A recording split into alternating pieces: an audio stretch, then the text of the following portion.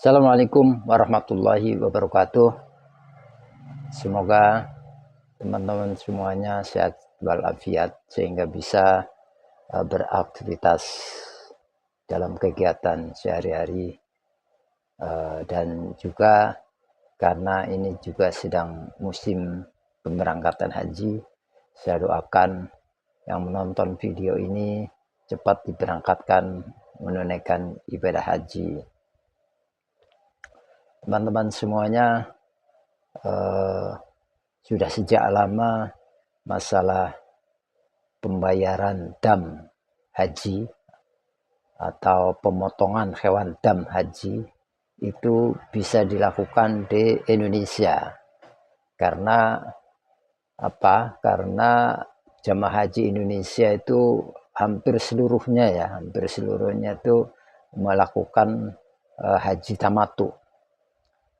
Kalau melakukan ibadah haji tamattu itu berarti terkena dam. Dam itu harus membayar atau memotong 1 ekor kambing. Nah, masalahnya kemudian adalah bagaimana dam itu bisa dipotong di Indonesia. Karena apa? Karena jamaah haji Indonesia itu kan berjumlah 221.000 tiap tahun itu. Nah, kalau umpamanya itu dam haji tamattu itu bisa dipotong di Indonesia, otomatis itu manfaatnya itu juga untuk warga penduduk miskin untuk di Indonesia. Ini yang pernah dimudzakarahkan oleh Kementerian Agama, dan belum lama ini di Bandung ya, ini bicarakan ini karena pemerintah Arab Saudi sudah memberikan sinyal kalau memang ada fatwa ulama yang membolehkan dam haji dipotong di tanah airnya, di tanah air asal jamaah haji itu, jadi dipersilahkan. Pihak Arab Saudi mengatakan bahwa ada negara yang sudah memotong dam haji di negerinya, di tanah airnya, yaitu negara Turki katanya begitu. Nah, Indonesia berkepentingan untuk memotong dam haji itu di tanah air. Kementerian Agama itu sebenarnya sudah menginginkan dam haji itu dipotong di Indonesia agar manfaat dari pemotongan dam haji itu bisa langsung dinikmati oleh para fakir miskin di Indonesia juga.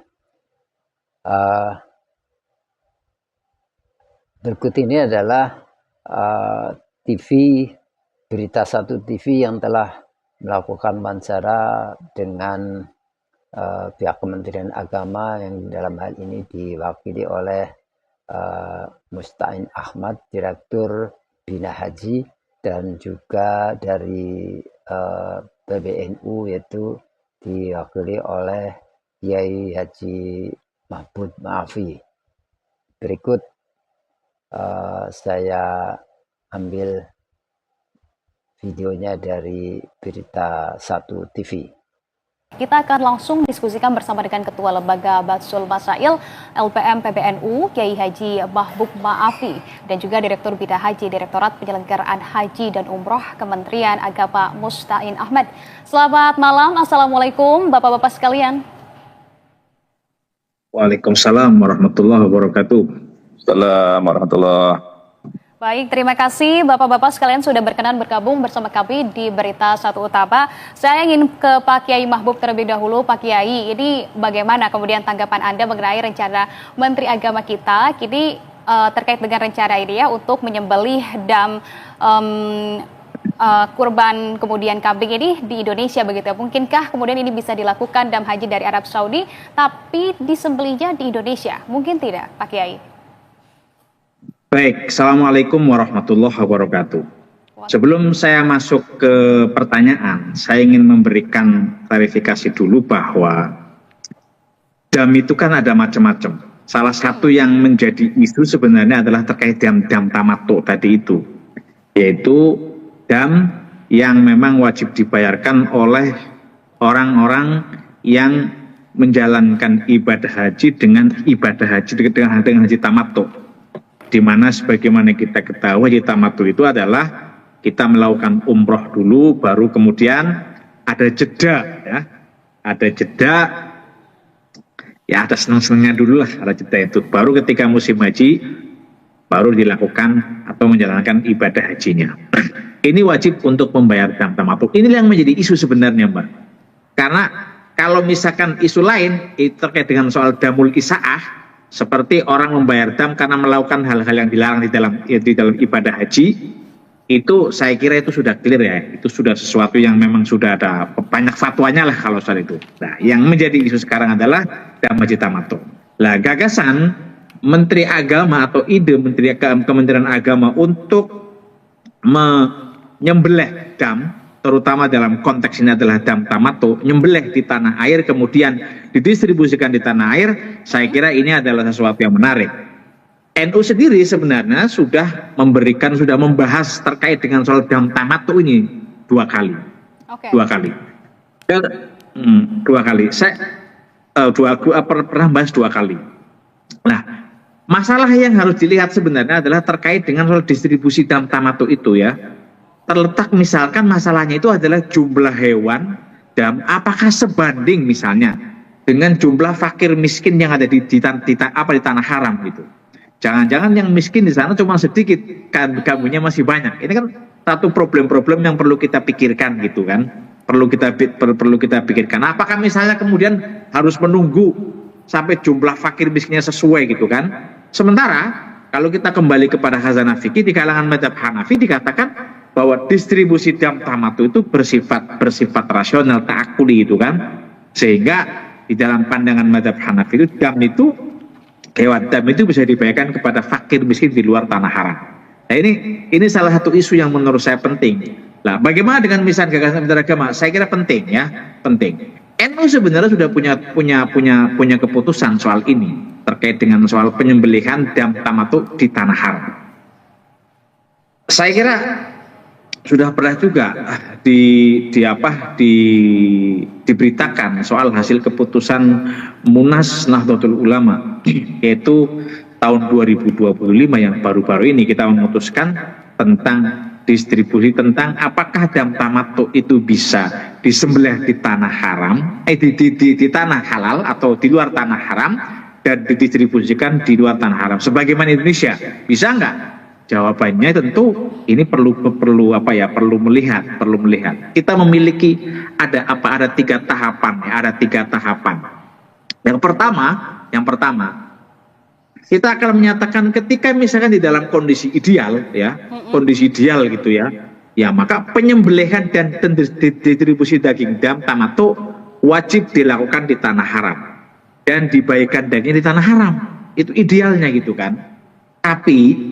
Tetapi dalam kondisi hajat misalnya, ya, karena ada kebutuhan misalnya memang kita itu membutuhkan gitu. Sementara jumlah orang miskin di sana itu, jumlah fukara masakin di tanah haram itu cuma sedikit lah, kira-kira bisa dicukupi dengan dam-dam yang lain lah kira-kira itu kan. Artinya nggak sebanding. Itu bisa kita menggunakan pilihan kedua yaitu penyembelihannya tetap di tanah haram, tetapi distribusinya dapat dilakukan di luar tanah haram. Lah, sementara ada pandangan yang mengikat ketiga, yaitu ketika dalam kondisi uzur, ya, istilahnya itu dalam kondisi yang ada uzur syar'i ataupun uzur hissi, ya. Ini kita bisa menyembelih di tanah haram, di luar tanah haram dan didistribusikan di luar tanah haram. Maka di dalam keputusan dikatakan gitu, jika penyembelihan dan pendistribusian dam tamattu di tanah haram terdapat kendala sehingga tidak mungkin dilakukan karena adanya uzur yang syar'i maupun yang hissi, maka penyembelihan dan distribusinya boleh dilakukan di luar tanah haram seperti Indonesia dengan mengikuti pendapat mazhab Hambali yang membolehkan pelaksanaan penyembelihan dan distribusi di luar tanah haram Kalau misalkan memang itu ada uzur itu kan, misalnya pemerintah Saudi menyatakan wah sebaiknya ada keberatan, misalnya agak kesulitan ngatur soal dam atau beberapa hal yang lain, atau di sana sudah nggak ada orang miskin gitu kan, orang miskinnya kan sudah nggak ada, sudah apa kan lah. Tetapi untuk menentukan apakah ini ada problem atau ada uzur itu ya kita serahkan kepada pemerintah Saudi gitu. Saya kira itu, Mbak. Iya, tapi sejauh ini memang belum pernah ada begitu ya Pak Kiai terkait dengan hal tersebut. Apakah kemudian dari pihak Arab Saudi ini sebenarnya soal keberanian kalau saya bilang. Kesulitan? Iya, ini sebenarnya soal keberanian menurut saya. Sebenarnya fatwanya sudah ada ya, pandangan-pandangan ulamanya sudah ada, misalnya dari NU misalnya sudah memberi keputusan gitu. Ini kan sebenarnya soal kebijakan. Apakah kemudian Kementerian Agama berani atau tidak? Kan misalkan tadi dikatakan misalkan Pak Menteri sudah menyatakan bahwa ya itu sudah ada misalkan seperti Turki yang mempraktekkan gitu. Saya kira itu juga bisa menjadi bisa menjadi pertimbangan gitu. Tinggal kita mendapatkan pernyataannya dari pemerintah Saudi gitu kan. Kalau menurut pendapat ini kan. Kenapa? Karena untuk menentukan bahwa memang ini ada udzur, ada masalah, ya kita perlu bertanya kan. Biar nanti tidak terjadi klaim sepihak, karena hukmul hakim ilzamun wa yarfa'ul khilaf. Oke, terutama jika ada maslahat yang lebih besar juga begitu di Indonesia, seperti kemungkinan dari fakir dari Indonesia jauh lebih besar dibandingkan Arab Saudi begitu ya. Oh iya, termasuk itu kan juga bisa menjadi pertimbangan. Kalau misalkan kemudian kita kan mau misalkan mau nyembelih dam tamatuk di Arab Saudi misalkan di tanah haram. Sementara kan jelas bahwa itu distribusinya adalah untuk lifukoroi tanah haram tadi itu, untuk fakir miskinnya tanah haram. Nah kalau fakir miskinnya udah nggak ada, mau kasih ke siapa itu? Baik, oke baik. Kalau begitu saya ke Pak Mustain, begitu Pak Mustain, apakah kemudian ini sudah ada komunikasi lebih lanjut juga dengan pemerintah Arab Saudi, dan bagaimana kemudian alasan ataupun pertimbangan sebetulnya dibalik dari penyembelihan hewan dam di Indonesia ini? Sebetulnya apa Pak Mustain? Baik, terima kasih Pak. Assalamualaikum warahmatullahi wabarakatuh. Pak Yemahbub yang saya hormati dan pemirsa sekalian yang saya hormati, alhamdulillah perbincangan terkait dengan dam antara pemerintah Arab Saudi dengan pemerintah Republik Indonesia itu sudah berulang kali di banyak kesempatan. Baik itu yang dilakukan di level menteri, antara Menteri Agama dengan Menteri Haji Saudi, maupun di level Dirjen Penyelenggaraan Haji dan Umroh dalam hal ini. Hal ini sudah berulang kali disampaikan oleh Saudi. Pertanyaannya sebenarnya justru agak menggelitik gitu. Kapan ada fatwa dari pemerintah Anda, dari ulama di negara Anda yang akan memungkinkan dilaksanakannya penyembelihan dam itu di Indonesia? Nah, ini kemudian sudah kita tidak lanjuti. Jadi kami di Kementerian Agama dalam hari ini Dirjen PHU itu sudah bersilaturahim, kita bertemu dengan pimpinan-pimpinan berbagai ormas, Pak Dirjen sendiri kami dampingi datang ke PBNU, datang ke PP Muhammadiyah, kemudian kami bersama tim datang ke Persis, dan juga bahkan Pak Menteri sendiri hadir di MUI untuk menyampaikan beberapa hal terkait dengan penyelenggaraan haji. Salah satunya adalah terkait dengan dam. Jadi perbincangan ini sesungguhnya sudah cukup lama, dan kemudian kami sudah membuat rancangan tata kelola. Namun demikian, karena tugas Kementerian Agama itu adalah tugas layanan keagamaan, maka kami memang kalau bahasa Pak Yemahbub tadi ini soal keberanian atau apa, jadi kami memang masih cermat, kami masih berhati-hati, boleh sebutlah begitu, untuk kemudian ini bisa diterima umat Islam, dalam hal ini jamaah haji, dengan lebih adem, lebih lebih tenang begitu dalam situasi perenungan yang lebih tenang.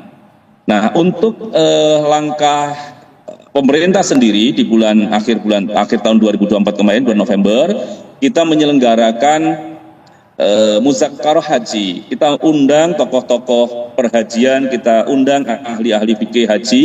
Tuan rumahnya Persis di Bandung, tuan rumahnya Persatuan Umat Islam di Bandung, ormas yang cukup besar, dan kemudian juga punya pandangan-pandangan keagamaan yang menarik begitu ya. Nah, di keputusan Muzakarah itu sudah jelas diperbolehkan adanya, sebagaimana tadi Pak Yemahbub juga pandangan-pandangan ulama terdahulu di kalangan mazhab Hanafi misalnya, atau kemudian juga yang dipraktekkan di kini misalnya tadi disebut di Turki dan mungkin juga ada di komisi fatwanya Mesir, itu sudah sampai di tingkat itu.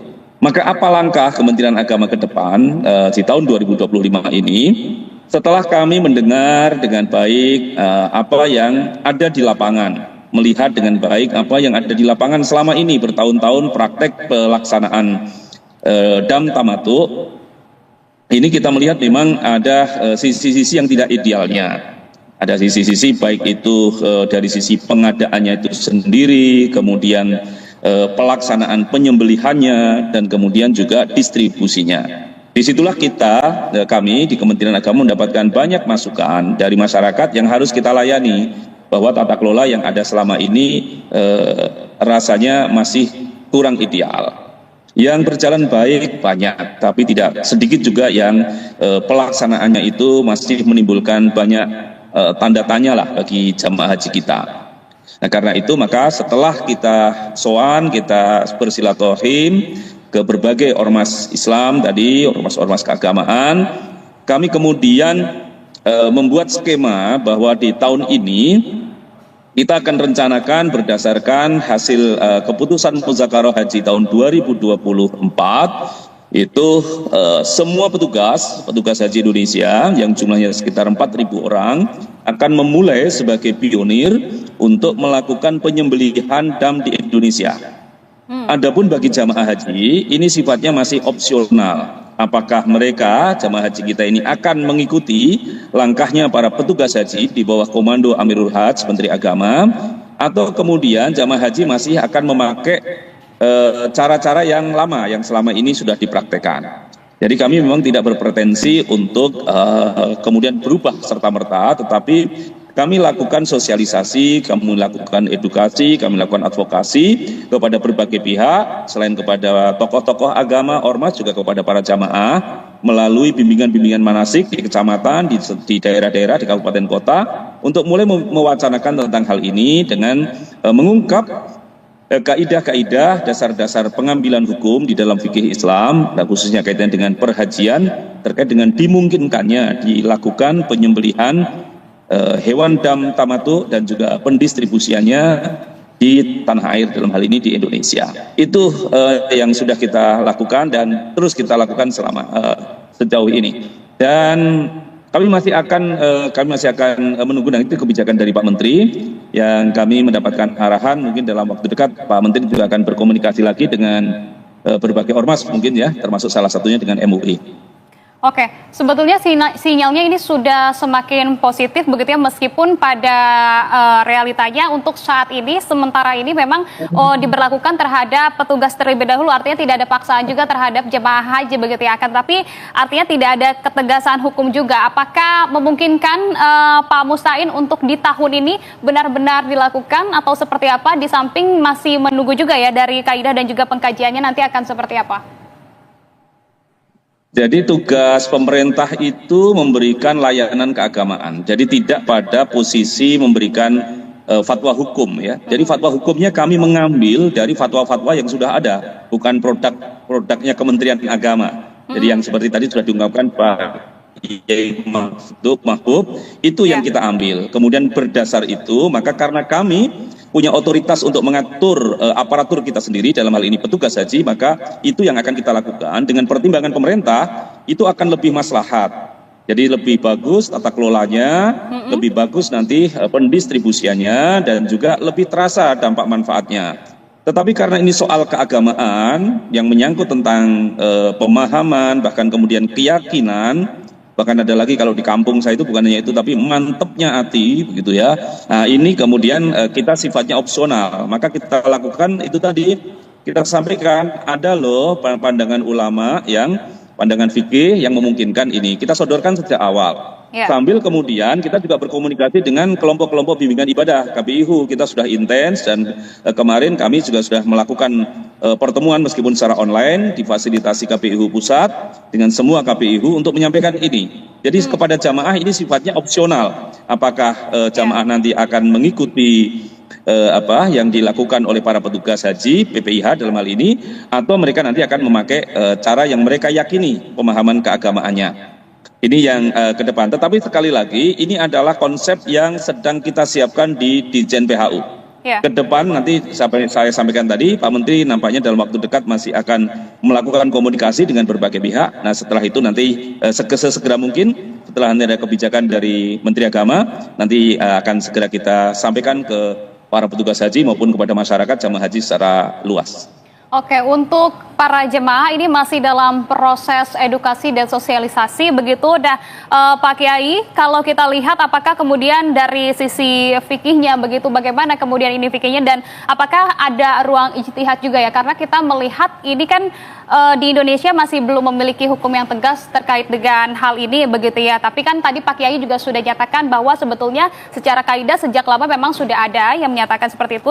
Tapi kalau kita melihat dengan kondisi saat ini begitu dan kondisi kekiniannya, apakah kemudian bisa praktek ini dilakukan tanpa harus meninggalkan prinsip syariahnya, yaitu seperti tempat penyembelihannya? Apakah tempat penyembelihan di Tanah Suci ini masuk pada salah satu rukun yang memang tidak boleh digantikan begitu, sehingga memang harus dilakukan di Tanah Suci saja, atau seperti apa? Jadi begini, ini memang satu hal yang diperselisihkan oleh para ulama. Tetapi ada pendapat yang menyatakan boleh disembelih di luar tanah haram. Itu boleh tadi itu. Jelas misalnya beberapa pendapat itu ada yang menyatakan seperti itu. Meskipun ada yang kekeh dia harus di tanah haram gitu. Karena ini menjadi menjadi satu hal yang diperselisihkan oleh para ulama, maka kemudian kita memilih pandangan-pandangan yang sekiranya memilih pandangan-pandangan yang sekiranya bisa memberikan dampak masyarakat yang paling besar menurut saya.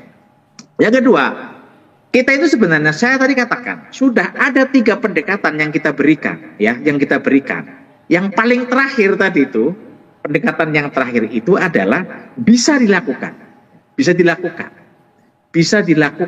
di luar tanah haram dan distribusinya di luar tanah haram dengan catatan bahwa itu ada uzur baik syar'i maupun ada uzur hissi gitu. Nah, pertanyaannya kan gini masalahnya, siapa yang menentukan itu? Yang menentukan itu ya pemerintah, kan dalam konteks itu adalah pemerintah Saudi. Jadi sebenarnya kalau kita menggunakan pendekatan yang ditawarkan oleh MU, tinggal Kementerian Agama bagaimana kemudian meminta penjelasan daripada pemerintah Saudi terkait dengan soal dam itu. Misalnya mereka agak sulit mengatur dam misalnya gitu. Atau bisa jadi misalkan di Saudi itu masyarakat miskin sudah nggak ada masyarakat miskin gitu kan, sudah nggak memungkinkan. Karena begini, kalau misalnya kemudian disembelih di Saudi kemudian atau di tanah haram, didistribusikan di luar tanah haram, itu juga menurut saya hari ini agak repot juga. Apalagi dalam kasus Indonesia itu kan mesti butuh biaya pengiriman. Biaya pengiriman juga bukan sesuatu yang murah.